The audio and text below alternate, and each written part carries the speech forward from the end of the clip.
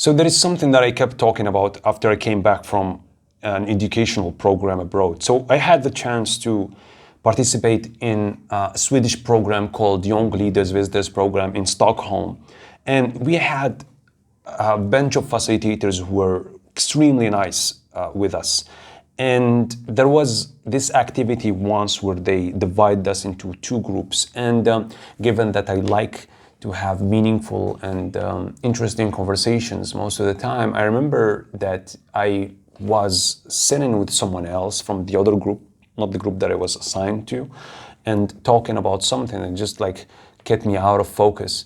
And I remember like there was a facilitator called Alex, and he's a Canadian guy, and he came to me and said, Wahib, can you please try to move a little bit and join your group, because we're trying to make sure that we can start the activity.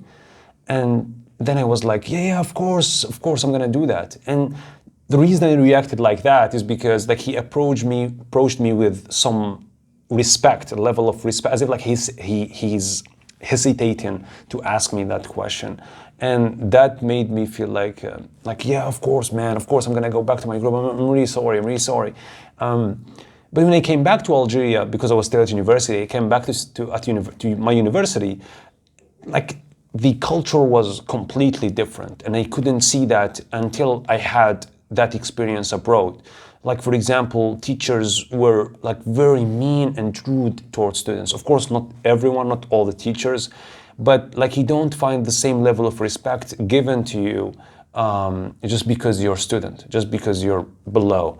And sometimes, like when you make critical comment or you talk to your friend or you ask question or something, you get the type of comments that make you feel that like the teacher is just being mean to you, like without any reason.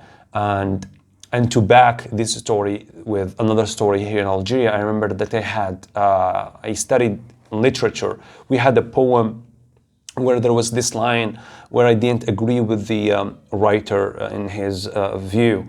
And I remember that like the teacher, like after we read the poem, she asked us, like, what do you think about what the poet said? And I raised my hand and I said, I think that this line completely doesn't make any sense. And before I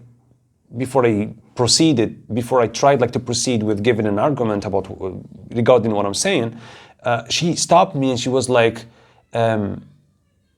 when was this poet born? When did he die? Sorry, when did he die? And then the students responded by saying he died, I don't remember exactly what was the day, but let's say, for example, 1920.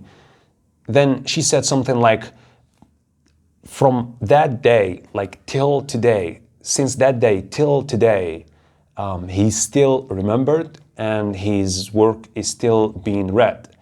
And then she looked at me and she was like, I wonder how long you will be remembered. And then I was like, but did I say anything wrong? Like, why are you like treating me like that? And that made me feel so sad. I remember that day, like it hurt me so much, because I mean, I was just given a critical comment. Like, are you asking, you obviously asked this question. You said like, what do you think? You want me to say what I think, so I'm gonna tell you what I think, what I honestly think. I'm not gonna come up with an opinion that just satisfies whatever you were expecting as an answer. And I don't know, and that's like where I started to realize that there is something really wrong with the toxic communication that we have in our culture. And it keeps fascinating me how people are not talking about that. Like it's as if it's completely normal. Even people who go abroad and they come back, it's not like, I don't know, like there is this like mean and rude communication with each other that keeps holding us back from doing what we want, from saying what we want, you know, from proceeding with our lives and persuading our goals. You know, you're always provoked by something, you know, and you find that not only at university but also on social media, and that's something that I can talk about like some other time. But like, yeah.